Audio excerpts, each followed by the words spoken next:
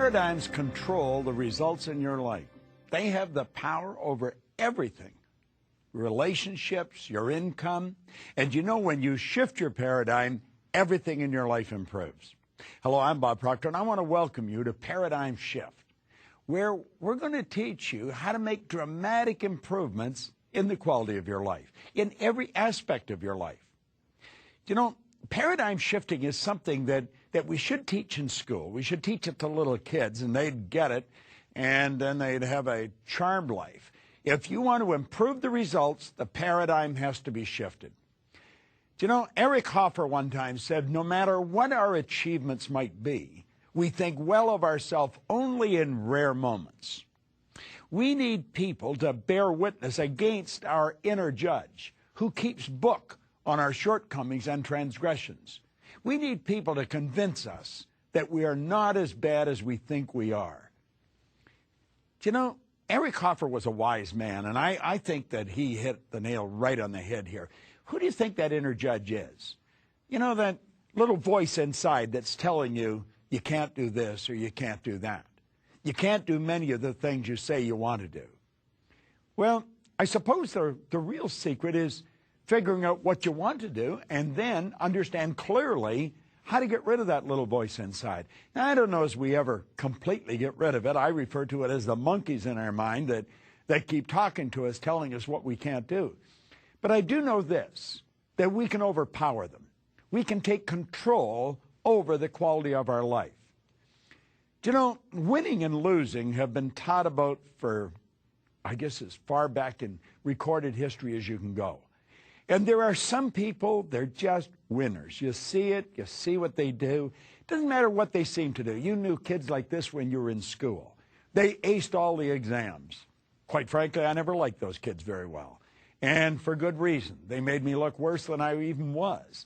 But why is it that some people are always winning and others are always losing? Well, you'll say they're just stupid, but that's not true. That's not true. Do you know that some of the people that are losing are absolutely brilliant?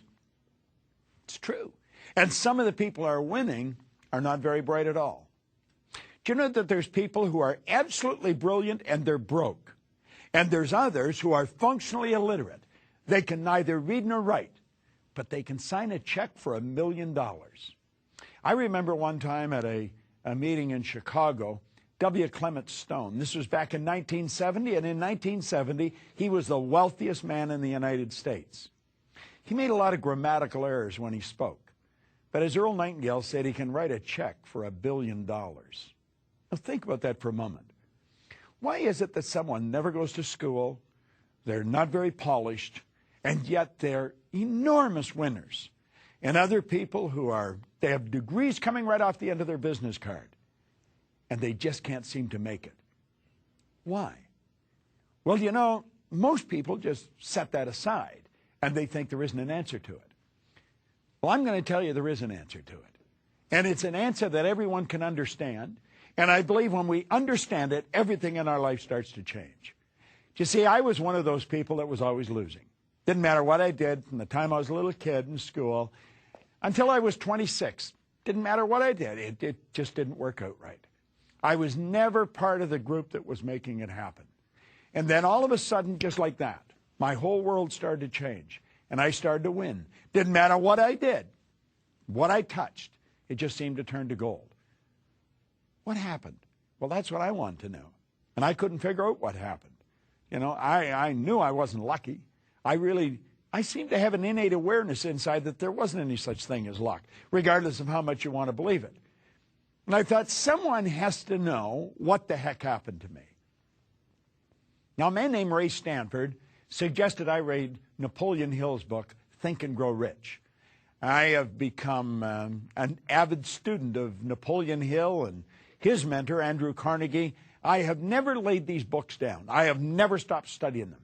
But at any rate, I picked them up and everything started to change. Changed like night and day. Then I got into Earl Nightingale's condensed narration of Napoleon Hill's book. And I started to listen to that record. Now, I was doing something that was very, very strange. No one else was doing it. I was driving around with a portable record player that operated on flashlight batteries, listening to a long playing record. Now, you might not even know what a record is. They're so long gone. But I was driving around playing them. And I was playing the same record over and over and over again. And I kept reading this same book over and over and over again. In fact, it was the first book I ever read. Now, I have a wonderful library of books in my home today. I have 3,000 or 4,000 books. But this was the first book I read, and I couldn't seem to lay it down. I have never stopped reading that book. And I kept listening to this record. Now, what I was doing, I was writing a new program for my life. It was so totally strange what I was doing. People really couldn't understand it. I didn't understand it myself. They were wondering what was happening to me. But you know, I was moving from the category of losing to the category of winning. I wasn't getting sick anymore. I had an abundance of energy. I could make money. I think earning money is probably one of the simplest things in the world to do when you learn how to earn it. But until you learn how to earn it, it's not one of the simplest things in the world to do. Well, why is it that some win and some lose? And it's got nothing to do with intelligence. It doesn't necessarily have anything to do with your background. You know, you could have a brilliant background and still lose. You could have a terrible background and still win. As a matter of fact, I started to teach this around 38 years ago, and I was testing this in different areas. I even used to go into prisons and teach this. I had people that were paroled to me, where I had them tear up the parole so that they'd get a passport and I could take them off to another country where we were opening a business. And I found that it didn't matter who you were or what had gone on in the past, you could win. You could be young, you could be old. You could be male or female. You may be an intellectual giant, or maybe not very bright at all. None of those things have anything to do with winning. Now, most people will tell you they do. I think they can contribute, but they certainly don't control it. Paradigms are going to make you or break you. And it's a strange thing. The average individual couldn't even tell you what a paradigm is. Now, understand this. It's your choice whether they make you or break you. It's your choice. But here's another point. There is absolutely no allowance for ignorance. You say, but I don't understand. That's too bad. You still lose. I want you to think of something that not too positive, but a little baby. You hear them falling out of windows and off balconies. The babies don't stay suspended in space until somebody comes along that understands the law of gravity. That law that states anything heavier than air is attracted towards the center of the world. That baby goes down and gets hurt or killed. You'd say, but the baby doesn't understand. It's too bad. There is no allowance for ignorance. Well, there's laws of this universe. The whole universe operates by laws. Dr. Werner von Braun said that the natural laws of this universe are so precise that we don't even have any difficulty today building spaceships. We can send people to the moon, and we can time the landing with the precision of a fraction of a second. He also said these laws must have been set by someone. He said after studying the spectacular mysteries of the universe, he was led into a firm belief in the existence of God. Now, here's a scientist, one of the most brilliant in the world, the father of the space program. Well, you see, God operates by laws. Everything operates in precise order. And you know something? You've got a control mechanism in you, but you were given the ability to control it. That's right. Now, somebody else may have programmed you, but you've got the ability to change it. So it's your choice whether your paradigm makes you or breaks you. You see, I was losing till I was 26. And then all of a sudden I started to do things right. And I started winning. Now, what I was doing, I didn't know. People asked me what I was doing, and I really couldn't tell them. Here's another strange thing I've learned. Most people that are highly successful cannot articulate why they are. I was doing a seminar in New York a number of years ago at the Waldorf Astoria. And a man came up to me at the end of the seminar, a great big guy. And he said, you know, I've really enjoyed this. He was in there for 2-3 days. He said, I finally understood what I did. And I said, what'd you do? He said, I won the gold medal in the decathlon in the Olympics. The day that he won that medal, he was the greatest athlete in the world, Milt Campbell.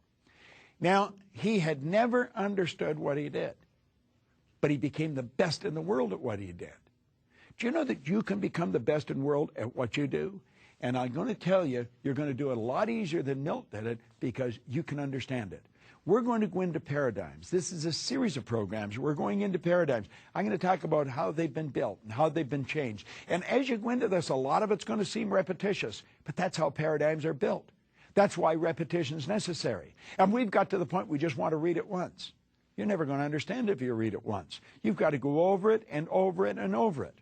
I think it was Hubbard said, when you read a good book through the second time, you don't see something you didn't see before. You see something in yourself that wasn't there before. So let's think about this. You've got a control mechanism inside you. It's in your marvelous mind. And it's going to determine whether you win or lose, whether you're struggling to make ends meet or whether you live in abundance. And this information's always been around. It's just that there's only a very select few that have had it. It's almost like a secret. Earl Nightingale called it the strangest secret. He said it was strange because it was a secret, because it's so obvious. Do you know you can go into the most ancient writings there is? You can go into the Upanishads. And in the Upanishads it says, from abundance, he took abundance, and still abundance remained. Now think about that for a moment. Do you know that you're dealing with an infinite source of supply? There's no limit to what you're capable of doing. It is an infinite source of supply. I love the way Troward wrote it. He said, when you're dealing with the infinite, you can never take more than your share. So don't worry about taking too much. You can have all you want. It's what we do with it that makes the difference. You can't hold on to it. You can't keep it. As a matter of fact, if you try and keep it, you'll lose it. It's really a paradox, isn't it? But you know something? If you understand the laws, it's not. If you understand the laws, you'll understand that you're sort of a distributor of this power. You have co-creative abilities. You've got phenomenal powers locked up within you. Now, what are paradigms? You know, we're talking about the paradigm shift. There's a series of shows on it. Well, what are paradigms? Paradigms are nothing but a multitude of habits. You're literally programmed, and it's habits that programs you. You see, you were taught how to tie your shoes. But you weren't taught just once how to tie your shoes. You had to be taught over and over and over. Watch a little boy or a little girl trying to tie their shoes. You'll never see anything more awkward. But you know something? Eventually they get it right. They are very slow and methodical. They're meticulous, but they get it done. And they are so proud. Now, when you and I tie our shoes, we can be talking to somebody and do it, not even paying attention to what we're doing. It's a habit. It's part of the programming. You see, the programming is everything. Now, the programming that we received has been given to us from other people. They're not our ideas. We inherited them. That's why we speak the language we speak. That's why we do the things we do. It's why we treat people the way we treat them. Now, think about this. Everything is programmed into a habit. Your body is like a computer. It's just like a computer terminal. It'll only do what it's programmed to do. If you're trying to do PowerPoint on something that hasn't got a PowerPoint program, you're never going to get it. If you go onto a computer that has power, easily to build the PowerPoints. See, it all has to do with programs. And we have people write programs. We think they're pretty brilliant. They're techies. Well, you know something? You're a techie. You're pretty brilliant. And you can write a program. And you can write the program that's going to give you the life you want. There's nothing complicated about it. Do you know what you have to do? You have to get rid of the old program. That's right. And because you can't put something where something already is. Now, if you're sitting on a chair, understand this. You can't put anything where you and the chair are until you move it. Nature abhors a vacuum. You've got to create a space for the good that you desire. So we've got to create a space for the good that we desire in our life. Now, take a look at what is holding most people back. It's paradigms. They're locked into old paradigms. You could say, what's holding me back? You know, I would imagine you probably work pretty diligently at whatever you're doing. Stop and think of the person that's playing golf. You know, most people that play golf never take lessons. They don't. They go out there and they just figure out that they're going to go and do it. Can you imagine learning how to fly a plane without taking lessons? I don't think so. If I was going to get in a plane that you got in, I would want to go to the very best pilots in the world, and I'd want them to show me how to do it. Why don't we do that with everything? Why don't we do that with earning money? Do you know, I have people come to seminars from all over the world so that we can show them how to earn money. Earning money is easy to do. I believe if you haven't got multiple sources of income, you're missing the mark. You should have more sources of income than you can keep track of. You can hire somebody to keep track of them for you. And then you're earning more money and you can do more things and you can have a more interesting life. But if we're going to learn anything, we're going to have to get somebody to teach us. Now, short of that, I was remembering one time I was teaching a seminar in Indiana, and I said, there's always someone that can do things better than you're doing them. And this man said, there isn't anybody in the world that does what I'm doing better than I do it. And I thought, well, I've got an interesting one here in my hands. And it turned out he was right. He built those remote control model planes. He had the biggest company in the world. He used to take them, he was in Chicago, he used to take them down to Wrigley Field and demonstrate them. You see? Well, I had been reading the night before what to do. Thomas Stroward said that in that case, you go to the Fonte Rigo, you go to the fountain and source within. I think that's where Bill Gates went. I think that's where the Wright brothers went. I think that's where Edison went. I think that's where Einstein went. And I think that's where you and I should go when we run up against something that we can't solve and there's no one that we can find that can help us fix it. But if we want to learn things, let's get our ego out of the road and let's understand that we've got the intelligence to learn anything we want to learn. But we're going to have to go to a good teacher. Now, I was talking about money a few minutes ago. If you want to learn how to earn money, go to someone that knows how to. Don't go to your next-door neighbor. He probably doesn't know any more than you do. When you watch golfers, you'll see them out there, they're talking to each other. None of them know how to golf. And they spend an absolute fortune. They buy new clubs, they buy new balls, they go to new, and trying to break 100, they're ready to throw the clubs away. Why not go to a pro? Just the slightest shift in your hand, and that ball will go out like a clothesline.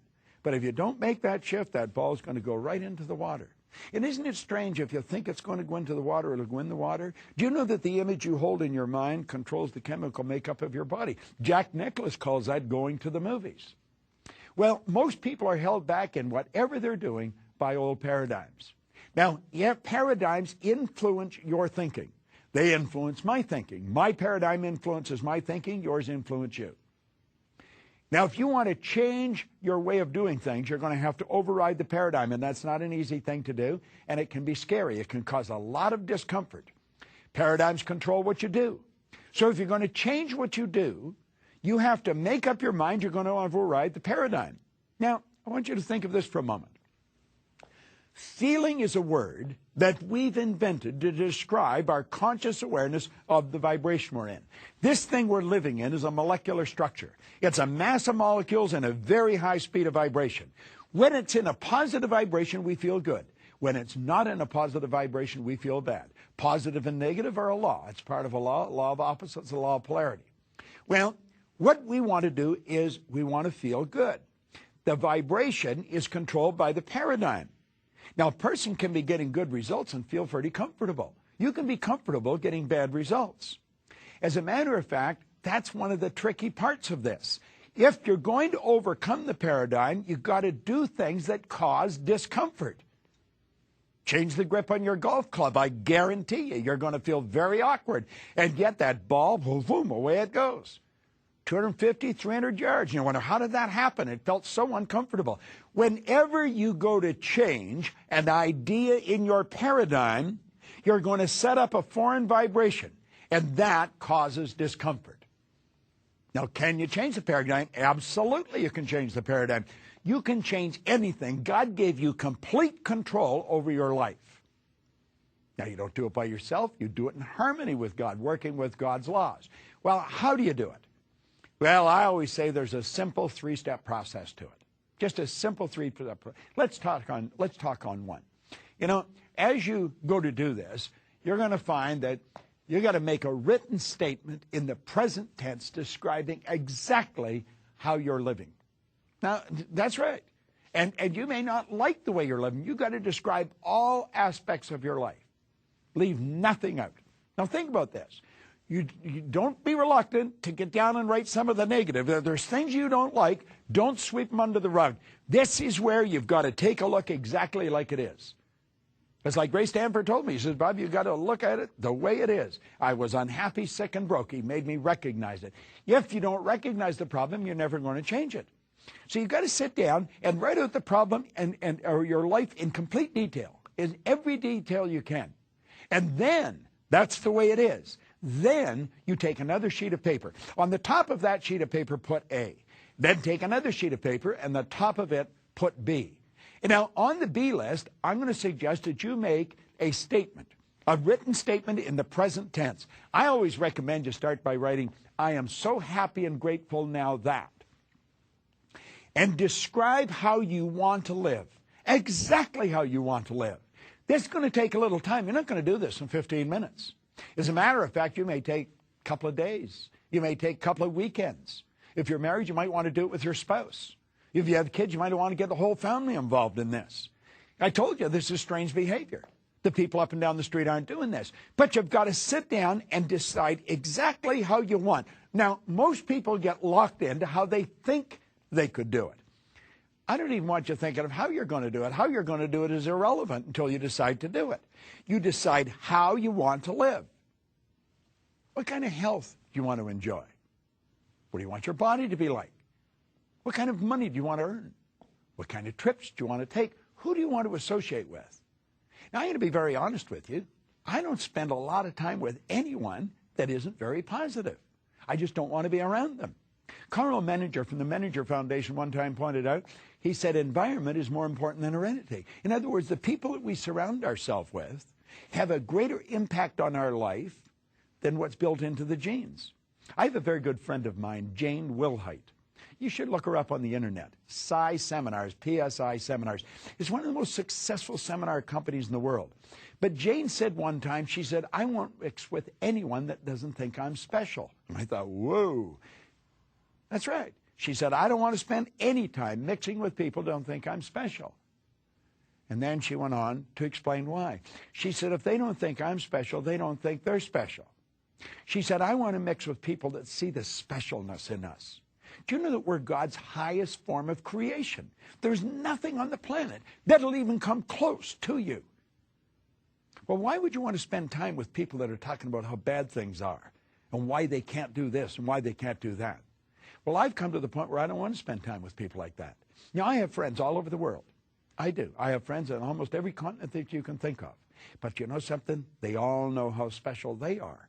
And so they recognize the specialness in me. And we treat each other that way. I want you to sit down and write out exactly what you want, how you want to live, the kind of home you want to live in, the vacations you want to take, the clothes you want to wear, the people you want to mix with. This is a want list. And understand you don't have to know how it's going to happen. But describe your lifestyle in as much detail as possible. And you're going to find that as you do this, things start to happen. Now, here's the second point. I said there was 3 points, 1, 2, and 3. The second. This is the stumbling block for most people. I want you to sit down and in the present tense, write out your financial situation. Do you know most people don't know what their financial situation is? My wife was a financial planner for a long time and a very good one. She would help people really lay out their finances. In fact, it was one of the reasons that I really loved her so much in the first place, because she showed me how to do it. But you know, the average individual doesn't know what they're worth. I remember a man coming in. He's a man I know. He came in, and he wanted her to help him with his finances. He had a goal of being worth $3 million. The guy was already worth $5 million and didn't even know it. Most people have no idea what they're worth. They have no idea. They really don't. They don't have a balance sheet. I have a good friend of mine that's just written a book, The Millionaire Maker, Laurel Langmeyer. You should buy the book, The Millionaire Maker. I was coaching her when she was working for Chevron for $75,000 a year. She's worth millions of dollars now. She owns over 100 companies, not countries, companies. And just taken off like a rocket. But you see, she did this. And she has people do this. You've got to sit down and lay out your financial position in as much detail as you possibly can. What all the debts are, what all the assets are.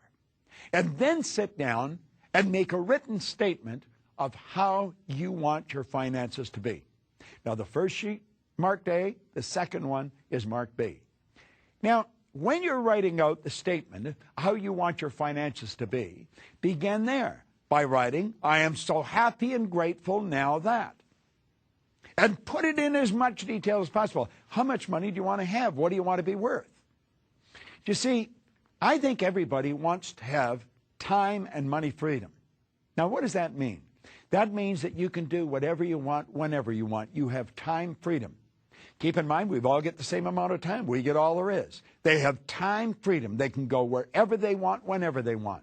Now, if you're going to have time freedom, you're very likely going to have money freedom. You're never going to have to ask, how much does something cost? You don't have to get up in the morning and go to work because you need the money. You're earning money whether you're working or not. Your passive income should take care of your lifestyle. And you can do this. You can set it up like this. Anyone can. It's just that most don't. 1% of the population earns 96% of all the money that's being earned. It's so much out of balance, it's almost ridiculous. I want you to make a written statement. I am so happy and grateful now that, and describe your finances in as much detail as you possibly can. Now we're ready for the third step, and it's a rather interesting step. I want you to write and sign and then read the following commitment every day for the next 90 days. Now, I told you this is a little different, but you're going to program your mind. My signature represents my irrevocable commitment to view this program, to read these positive statements, to make a paradigm shift every day for the next 90 days.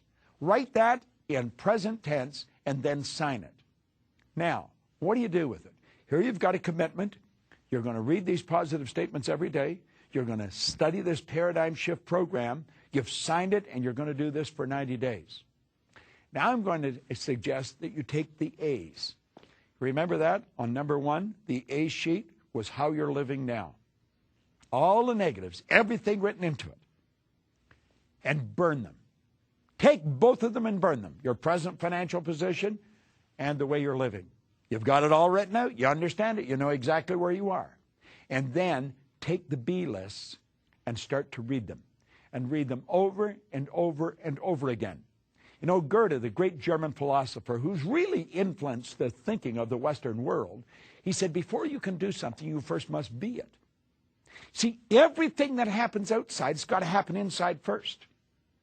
Now let's review what we've done. We've gained an understanding that we are literally programmed. We're programmed genetically and environmentally. We've taken a look at our life the way it is. We've decided that we are going to be in the winning category of people. We are going to be very selective about the people that we spend our time with. We're not going to spend a lot of time with people that we don't enjoy and that don't enjoy us. So that even we're not thinking, we get the very best thinking coming into our mind. We're going to sit down and write out our lifestyle the way it is now. All the negative aspects mixed in. Health, wealth, relationships, everything. And then we're going to take another sheet, the B sheet, and we're going to put on there exactly how we want to live. And we're going to write it out, I am so happy and grateful now that. We're going to do that with our finances. We're going to write out where we are at financially, and we're going to write out where we want to be. Now burn the A list. Burn it, it's symbolic. Literally burn it and let it go away. And then start reading the positive statement about how you're going to live and your finances. Read it over and over and over again. You're going to find it'll work like clockwork. Stay tuned in and learn more on the paradigm shift of how to take control over your life. It's Bob Proctor. Thank you.